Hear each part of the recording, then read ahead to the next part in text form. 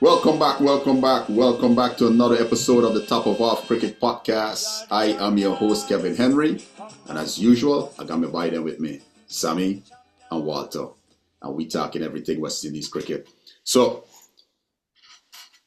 the men's senior team wrapped up their 3-match, 1 ODI series against England yesterday. We were what we can say whitewashed, but there were some pleasing performances yesterday. And tonight we've chosen to highlight those performances. So what we're going to do, we're going to start with the one that was most pleasing on the eye, at least for me, Sherfane Rutherford. Sam, we haven't seen Sherfane in West Indies colours in a little while. And I've been saying to people, every time I've seen Sherfane in the last 8 months, he looks better than he did previously. Would you agree? Most definitely. To come off of the IPL and just to fly across the world and to jump right into, yes, it's same white ball cricket, no doubt. Yeah.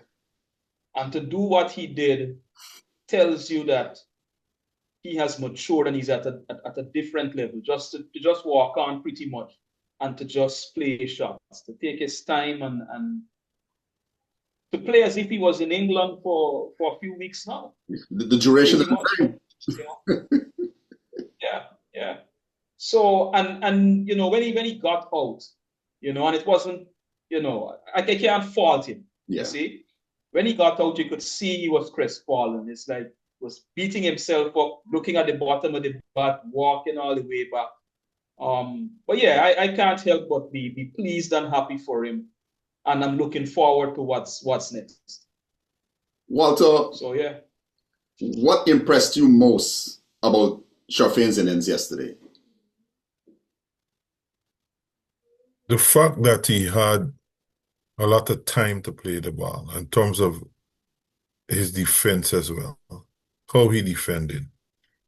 And defense in cricket sometimes is attacking, is offense. Yeah. Right? And they did a piece, and as we were talking about it, how much time he had when he was playing the ball. He was playing in front of his pads. He was waiting on the ball to come to him. He was not rushing, and he had good technique. And from that, it caused me to think, and I asked you guys this question, whether he should be a part of our test team. If not now, soon. I wouldn't have a problem with it. The level of responsibility Sherfane Rutherford has shown since he came back into the West Indies team. Matter of fact, he's averaging in excess upward of going towards 80 right now in one-day cricket, right? But the level of responsibility that he has shown whenever he has come out to bat and taking things and saying, I'm going to put my hand up. And if the team is losing wickets, I'm going to control things. I can take us back all the way to when we were playing, I think it was New Zealand last year in that T20 World Cup. And West Indies were in a spot to bother. The responsibility that he showed, the leadership that he showed, I think that is something that is missing in the West Indies middle order right now. For Sherfane to fly in, as Sammy said, he just like a literal walk on and say, hey, and to make it seem like he had been in England for the past 6 months, preparing and playing county cricket, and then going to Ireland, he just looked like he's been there forever and a day, right? The time that he had to play, you mentioned it, the time that he had to play when he was out there, it looks like he was batting on a different deck as compared to everybody else, right? Seems like he walked with his deck and he put it down and he said, all right, this is the one that we're going to play on. So when you talk about, or the question that you're asking, if, we think that Sherfane should be given a chance. I honestly, if I was Darren Sammy, I wouldn't be too adverse to giving, saying, hey, look, I need you in my middle order. I would. Here where I would play him, Sammy. Sammy and Kevy. And everything Darren Sammy should play him. He's averaging, he's within the last 13 matches, he's played 567 runs. He's made 106 50s, and he said he's averaging over 70. Right? My point is that whenever he bats a lot of time close to 100 deliveries. Right? A lot of our test batters are not batting that. No. They struggle. They struggle. And he has a defense. So at this point in time, we have to start thinking outside of the box. Again, we are, as you said, our first-class system is not fit for purpose. He has been playing high-level cricket in ODI and in the IPL. He's been around people. He's learning to bat. And I'm telling you, for me, at this particular point in time, he is ahead of Atenes and Hodge in terms of technique and batsmanship. People might say we are crazy for saying that, but if we look at this, is what I know for sure, he has better defense than both of those people. Listen, and Mikhail Louis. The most pleasing part of Sherfane's innings yesterday for me was the way he defended. I know he has the ability to hit the ball, but it was such. I just sat there and I just smiled every time he was given really good lengths. His technique was challenged, and he was equal to the task. And I'm like, this is a thing of beauty. I haven't seen this from a West Indian batsman in a long time. Kevin, not only you, Ian Bishop too was very pleased. Bishop, so in fact, they stopped and they showed like about 6 balls, and they show you how he was waiting on the ball, and then deciding if to just check it or to drive or to whatever. Yeah. So that would be a tape, I suppose, for the youngsters to watch. Yeah, somebody's going to say, look, right? Here's this package. On the point of him and the test team, one of the things I wanted us to look at is indeed from number 3 going all the way down to about number 6. Because we can say, okay, Braithwaite and Campbell lock up number 1 and number 2. Campbell certain. Right? But we got some big questions starting out at number 3. So I agree with you. And here's what. Sammy. Yeah. You got to say from 2. From 2? Campbell is certain. Well, we bought the team anyway. Last shot number. You're right against South Africa. You're right. There might be a question mark there too. But you know that's Kevin by I want Kevin flex with me. So no, I was watching yesterday, and he came out in the second innings, and he played an absolutely horrible shot. And I'm asking myself, you are just being recommended for the West Indies captaincy. You know what? We're gonna leave this for another episode. We got bigger things to talk about. So, yeah, but to continue on Sherfane. Sherfane is Mr. Dependable. That's what he has become. You mentioned the T20 World Cup. You mentioned he played for Guyana, what have you. Once he comes out there, it's like there's hope. It's like, yeah, boy, Sherfane coming out now. Yeah. Mr. Dependable is coming out. So on that count, I say yes.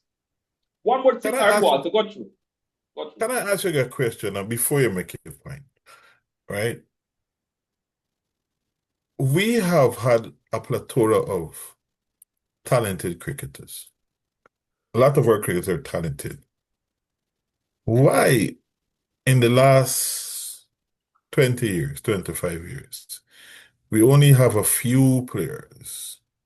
And in recent times, Sherfane, who was not the Hetty Miles and the Alec Atenes of the world in terms of highly touted, But why has he been successful as compared to the others? It's called desire. It's called a willingness to learn. You understand? And I think he's humble, you know. I get a humble vibe off of Sherfane. Yeah. No excitement, just humble, focus, do what he got to do. Sherfane has reminded me a lot of Chris Gayle. When he's at the crease, he's not high, he's not low, he's right there. You understand? He's not getting worked up, things are happening around him, and he's focusing on the task at hand. He's coming in at 5'6", and his task is to halt the slide, stitch things together, and push on. Right? That is what I'm getting from Sherfane Rutherford. And like I said earlier, that is the type of responsibility at number 5, number 6 that West Indies need. But anyways, there were a couple other things. Sammy was making a point. Sammy was making a point. We cut him. Did we? I'm sorry. Oh, yeah, the other point to note in terms of his stats, you know. When we look at, well, as Walter noted, his average in ODIs is 70.87 to be precise. 650 is 100. But here's the other thing. He has a 74 not out. He has a 50 not out. He has a 24 not out. So who knows where he would have been if, you know, given the time. So in Test cricket now, he has all day to do what he needs to do. Yeah. And right now, fellas, I think serious considerations has got to be put on him in that test. Mr. Dependable. So Sherfane was good yesterday, but we also we cussed Alzarri up and down, right? We cussed him up and down. You know, Walter was literally livid when he got out in the second match, 6-4. Couldn't keep Adil Rashid out and just say, okay, we'll work with what's to come next. But yesterday, Alzarri came in, and together with Motie, that was a brilliant stand. It gave West Indies what should have been a competitive total. Walter, talk me through what you saw from Alzarri yesterday. Alzarri is still vexed with you because if you and Hope to stay, we probably might win the match, and we would get 2-1, as me and Sammy say. Right? So I vex with you because if you had to stay a little bit more, put 20 more runs, I didn't think you're rooting all the farm. They're making the runs, 20 more runs in the over. I mean, it's West Indies. But yeah, so I vex with you. However, he redeemed himself, he and Motie. Motie can bat again. Another series. It shows, guys, that all you have to do is apply yourselves. I am telling you this, the England players are not much better than us. West Indies players, if any of y'all watching this, whoever watch this, the players are not better than us. All they do is do the little things right. All Motie and thing was do that. They didn't try for bang the ball too hard. They played the right shots. So it was impressive. They rotated strike. They put the bad balls away. They rotated strike, which means running between the wickets. They realized the moment. That is what we were talking about as with Carty in our last video. People are saying, okay, we're not blaming Carty. We're never blaming Carty but we were. Why we were blaming him is that because he did not understand the moment. Motie and Alzarri Joseph understood the moment and did what they had to do. And the last thing I'll say about that is, again, another series upon another series where our bowlers apply themselves. I don't understand. Where's it with our top batsmen? Again, it happened in Pakistan in the Test series. It happened every single time it happened. It's the bowlers. For years in the Test team, it used to be the number from number 6 to number 8, 9, 10 making runs. and the rest of people not making runs. Why is this so? Application, that's what the one word. Sammy, any thoughts on Alzarri and Motie yesterday? Here's what I would say in terms of Alzarri and Motie. Here are the top 5 batters for the West Indies for the England ODI series in terms of runs, right? In terms of runs, total runs, Carty at 154, Hope at 103, Motie at 99, King at 85, and Alzarri Joseph at 63. That's our top 5. Speaks volumes. Yeah? Right. And remember now, Motie is at number 3. Because Motie, in terms of bowling, what have you, but Motie showed up with the bat, right? Yeah. In terms of, if you look at the top batters now, in terms of average now, of course, Rutherford is up there with 70, Carty at 51, Hope at 34, Motie at 33, and King at 28. Yeah. That's my thoughts on that. That tells me a couple of things, right? We had too many isolated performances. In the second match, we had Hope on Carty, right? Nobody else backed up those 2 guys. In this match, we had Motie, Sherfane, and Alzarri. But when you look at what was really going on, the bigger picture of things, what we needed was something that Sammy complains about a lot. The start, the opening partnership, the foundation that wasn't laid in any 3 of the matches, right? If you looked at England's yesterday, they literally obliterated West Indies in the first 10 overs. Right? In the first match, they had a good foundation also. One of the openers made runs. Both openers made runs, matter of fact, in the first match. The second match, both of them went for a duck. But they found a way to win. We are not getting the collective performances, right? And that is where, when we batting or when we're bowling, and that is where we're struggling. So even if when we have somebody making a 70, somebody making a 60, somebody making a 40, they got no foundation to stand on. And we're talking about an opening partnership there, right? There's nothing to stand on there. So that's where we're struggling. Or if we do have a good partnership up at the top, whether it's number 1 and number 2 or number 1 and number 3, on the back end, the middle order, low middle order is not giving us anything. So we're struggling in that regard also. So that's why. What are your thoughts on Evan Lewis going back in yesterday? And by the way, before you answer, I don't want viewers to think about our commentary as us saying, oh, West Indies should have done X, and if X was done. Because if we go back to the second ODI, we could say, well, look, the umpire made us lose that match. If he had given Joe Root out, we could make that case, right? So they're different. We could look at very many things and say, look, if that was done, we probably could have won or what have you, right?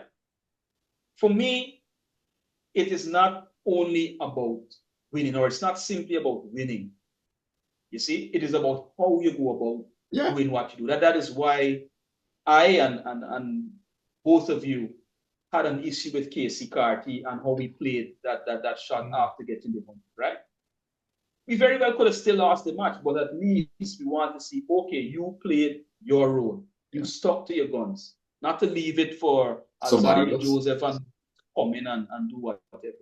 You see?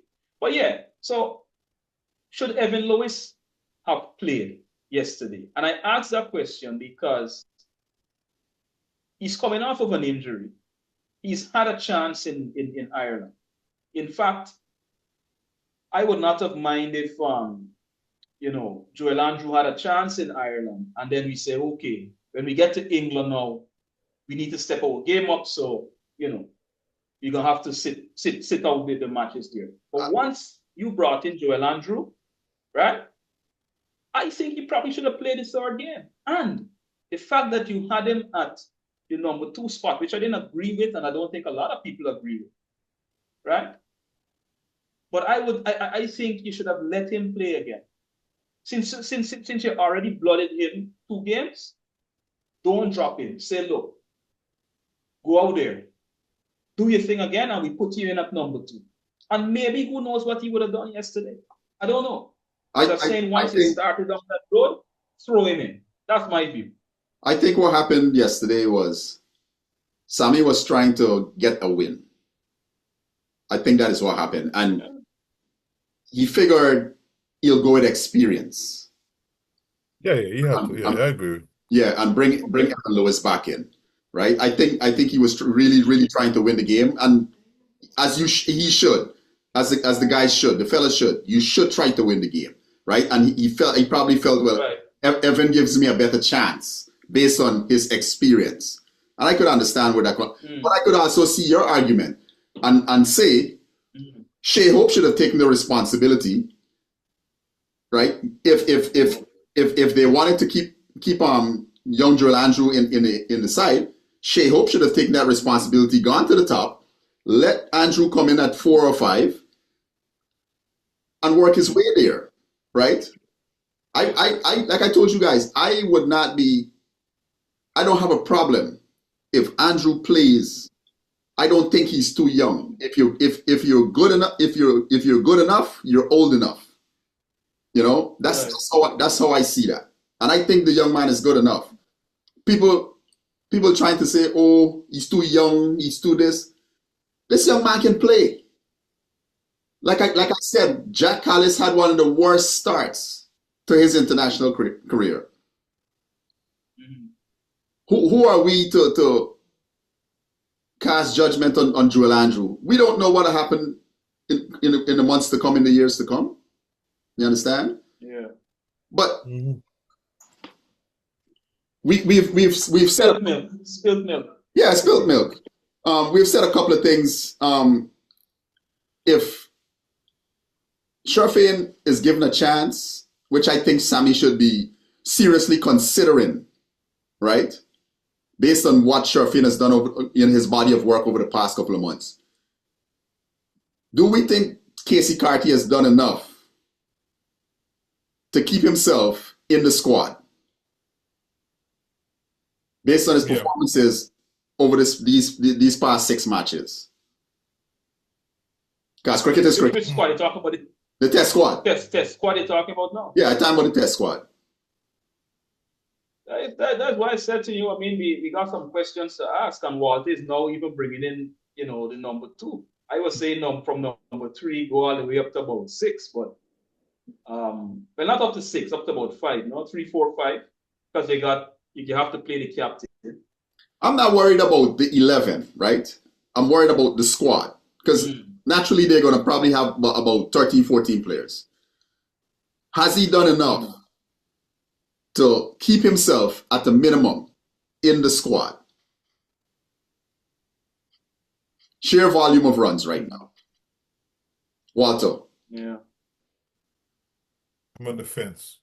Why?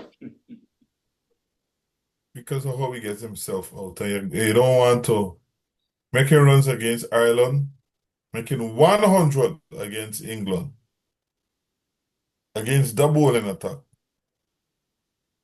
He's not making runs against the arguably the best fast bowling attack in the world. Mine is a fast bowling attack because we could argue to get the best all-round bowling attack in Test cricket. Right? So, I mean, and we could argue the same for Australia because they get Lion.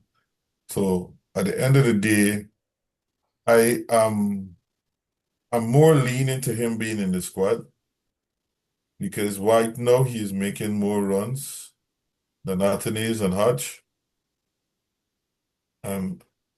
But it's best people that inform. I was just going to ask you if you're going to let the other good form go. Yeah. Then the other question arises, right? His performance in the regional 4-day. Well, He seems to perform. He did say that he was concerned about it, right? He did, and that was part of the motivating factor, wanting to come over to Ireland and England and do well, right? Because he did acknowledge that he did not bat as well as he thought he should in the regional tournament. He averaged 31, right? And recognizing the fact that you're an international player, you coming back into the first class fold, you're supposed to make a lot of runs. You're supposed to lead by example. You're supposed to lead from the front. But I would have him in my squad based on form. You can't let good form go. You understand? You cannot let it waste. I think the young man is in good form. At a minimum, he should be in the squad. Yeah, they have him in the squad. Yeah, we have. But gentlemen, here's a question. When we talk about a squad for a test series, right? Usually we say what, a 50-man squad, right? But why should it be? Bro. Sorry? It's at home, so they probably won't pick a full 15. But here's my question. Why, and I'm thinking, if you're at home, why does it have to be 13 or 15? Why can't it be more? And I'm asking this from the perspective that what we want, really and truly, is for these guys to be in the mix-up, right? To be out there training, to be in the nets, and of course, potentially, if somebody goes down, God forbid, injury, what have you, they can come in, right? But you're at home. You don't have to worry about flying people all the way across the world. So why should it be only 13 or 15? I don't know. I'm asking. I wish I could answer because the key thing. I personally believe in a 70-man squad, right? I personally believe in a 70-man squad. That's just my belief. And in doing that now, what you do is you bring more pressure to bear on the people who are there. Yeah. If you call a 13, a man get, relax now. I in the 13. When you're in a 17, you're looking across your shoulder. I like the psychological thing. But guys, we've talked about Carty and we've talked about Rutherford, but we also have to mention Alzarri. Alzarri is in my squad. He's not for the test series now, of course, man. Yeah, he's in the squad. Not only that, in terms of how he performed in England as well. Alzarri led by example, right? Alzarri led by example in England. And I said it, I think, in the last episode. This is how we want to see Alzarri operated, right? This is how we want to see him operated. When everybody was getting carted around the field, Alzarri ended up with 4 for 31. 10 overs, 4 for 31. In the first match, he wasn't too bad either. The last match, that was an anomaly, if you want to call it that. But this is the type of leadership that I've been looking for from Alzarri Joseph for the last 3-4 years. Because he knows Kemar Roach is on the way out. Jaden Seals was now making his way in. Shannon Gabriel was making his way out. Couldn't stay fit for the life of him. Right? So who is it on next? Shamar Joseph was now coming in. It's on him. He's been around the test team for about 7-8 years now. Gotta step up, bro. So I want to see if Alzarri is given a chance in that first test at Bridgetown, at the Kensington Oval. I want to see what I saw against England in the second one there and the first one there. That type of performance. Rushing people. Challenging people on the inside, outside edge. Challenging them on the front foot and back foot. That's what I want to see from Alzarri. Keeping people honest. Not he bowling every over is 2 boundary ball like he do in England last year against South Africa and even Bangladesh. And I know a lot of people want to come and holler, oh, a lot of drop catches. But look how many boundary balls he was giving away. Can't do that as a senior international player. Yeah. Anyways, fellas. Yeah, that's it. Yeah, sorry. Yeah, I think we've exhausted it. You know, looking for the T20 starts tomorrow. Looking forward to seeing the Lickit players. The players who are here for a good time, not a long time. 10 o'clock tomorrow morning, 9 o'clock U time, Sammy. You watching? I got a long day tomorrow, fellas. I will keep track of the score, but I work with 3 screens. All right, we're gonna catch up later. All right. Yeah. Good man.